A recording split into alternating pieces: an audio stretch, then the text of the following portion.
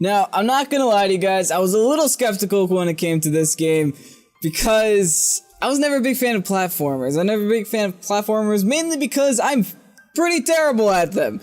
But there's just something about this game that takes it on a new level, brings it to a new height, adds a certain level of, you know, extra challenge, but also while still being entertaining and enjoyable at the same time to the platformer genre. Mainly because it's kind of like a platformer mixed with a puzzler, mixed with a survival type game. It's just, it's got a bunch of stuff mixed into it. Now, I'm going to go ahead and review Flat Heroes for you guys. If you guys did not know, Flat Heroes did come out on the Nintendo Switch. I did receive a review copy for this game, and it is $5 on the eShop, I believe, right now. So, if you guys like what I have to say by the end of this video, make sure to go ahead and check it out. But before that, hit that subscribe button and click the bell in order to check out some more Nintendo content and Pokemon gameplay. Now, like I said in the beginning of the video, Flat Heroes is pretty much a puzzler, platformer, survival game. Now, you literally play as a square. And first off, let me say, I love the artistic style of this game. It's so simplistic. It doesn't have to be super complicated. It could just be simple and straightforward and lovely. Now, like I was saying before, you play as a square, and that square can do plenty of things. It can jump, it can, I guess, do a little burst damage that you unlock later on, and also, you know, stick to walls and stuff like that, and roll on its side, obviously. Now, like many survival games, your goal is to not die, and that's pretty much your goal throughout the course of this game, is to avoid at all costs. Now, the game starts off pretty simple, and I guess I should start off by saying there are 10 worlds total, each world with about 15 levels in them, which are all different puzzles, so that's already 150 levels for $5. I just want to preface that by saying $5 gets you 150 levels of very difficult gameplay that you're going to be spending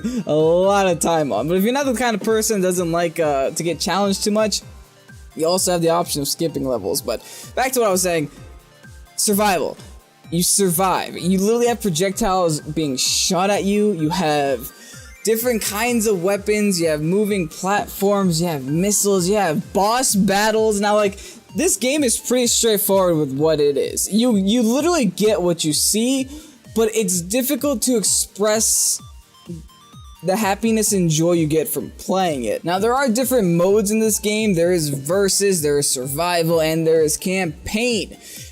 All of which very fun and very challenging. Now, like I was saying before, super simplistic in the style of play. There are only a few buttons that you use. I mean, you have a jump button, you have an attack button, you have a move button. That's pretty much all you got here. But the way that it makes it so that it feels like almost like an adventure. Like you're going through the worlds, you encounter different kinds of bosses throughout each world, and you also do encounter different types of foes that kill you. Like, it starts you off with just simple missiles that are going in a very omnidirectional location, and you know, they go straight and they're easy to avoid. But then you encounter these lock-on enemies that literally follow you and explode, and then there are these arrow enemies that stick to you and then explode, and then there are these bombs that literally separate into more bombs and make you restart the game. Like I said, this game is very anger-inducing, but that's what makes it fun. It has that similar sleep tight effect. Now, when I was playing this on stream, the chat was literally counting down how many times I died, because thankfully the game didn't let me know. Because I died more times than I definitely should have.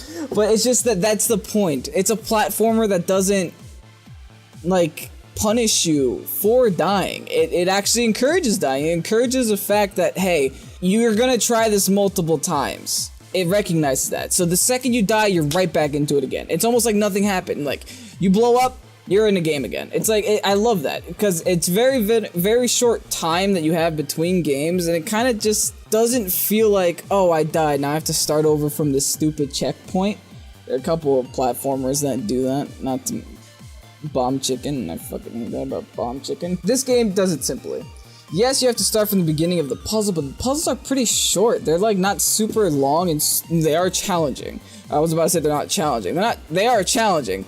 But, I mean, some of them are just trying to introduce a concept, so you kind of get away with some easy puzzles. But overall, they're very challenging. At least I found them challenging. I feel like most of them I was winning with just pure luck, but I'll take any freebies I can get. Now, talking about the playability of this game, I did not lag a single time while playing this game, which just tells me that it's very well made. Now, that's kind of expected. I hope a game that doesn't use intensive graphics or, you know, super crazy gameplay mechanics is gonna have, you know, a lag issue, but it's nice knowing that it's smooth, especially in a game that matters so much with timing and so much with accuracy and pinpoint accuracy. You need it to be as smooth as possible, and this game is very smooth. It's like you could tell that it's minimalistic, but it doesn't feel coarse. It's hard to explain. Like the way the graphics shape, there's bounce mechanics that are very physics-like. The way that I guess he's called a flat hero, the square, just lands and sticks to walls. It's very smooth. It's like you don't feel like you're playing a game that is just squares and lines, but you're playing a game that's just squares and lines, and for some reason you can't put it down. Now, my favorite part of this game is definitely gonna have to be the boss battles. The boss battles are completely different in a way that I've never seen boss battles before. Now, like I said at the beginning, I'm not super inversed with platformers. Like, platformers aren't really a genre that I'm like, oh, I gotta go out and buy the newest platformer. It's like, it's not a thing that I go out and do. But playing these boss battles were so pleasurable. There was literally a boss that was a snake, and the snake would literally play like the old Snake game, where you just like, there's a very retro feel to this game, and I love that, because I love just like retro style and retro gaming period. So the way to win was to try to maneuver the snake, which was constantly following you in a way that it would hit itself with the tail. And then there was another boss who would literally, it was like, you know those Harry Potter balls from the Quidditch games, that just, those brown ones that are about this big with concave holes that just like fly at you? That's literally what this first boss was, and boy was it irritating. But the third, once it starts getting to around like the third boss, because each world has a boss, so I guess there are 10 bosses total. Third boss was starting to get like really strategic. Like you had to make sure there was a rhythm to it. Like, you had to make sure you're in the right spot at the right time, or else you're gonna die. Like, there was nothing else to it there. And I'm sure that as the game progresses, there are more and more bosses that just get harder and more fun to play. Now, I was not able to progress through this game, because like I said, I am bad with platformers, but I can tell you for a fact I will be continuing to play this game. Now, I felt like I played enough of it. I completed, 4 whole worlds, so that's pretty much half the game. And I was just like, it just got to the point where like, I can't beat this. Like, I'm trying my best. I can't beat this. I gotta put it down for a second and get back to it later, because it's just that kind of game. But if that's what you guys enjoy, that's fine. That's beautiful, because you're gonna get a lot of replayability out of this game. Now, with that said, I don't know much about the post game, or if there even is a post game, or if, you know, I know all the levels are replayable. I know there's a survival mode. I know there are different kinds of modes added to the game. It's not just the campaign. Right now, I'm just gonna focus mainly on the campaign, because that's the bulk of what I played out of the game.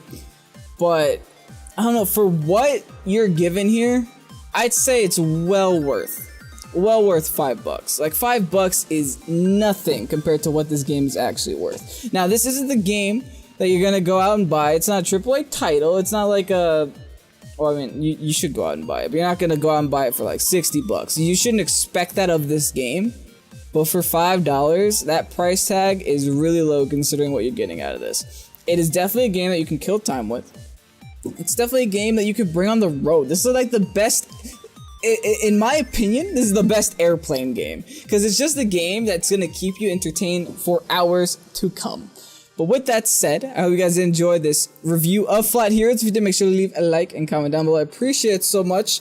Hit that subscribe button, hit that bell button, and also check out my Pokemon content along with other reviews of Switch games I have in the future. I have a Dead Cells review coming up, so keep an eye out for that, along with an Overcooked 2 review, probably coming out either the same day or the day after. I guess we'll find out. But with that said, I'm xRazeOvation. Hope you did enjoy. Peace out.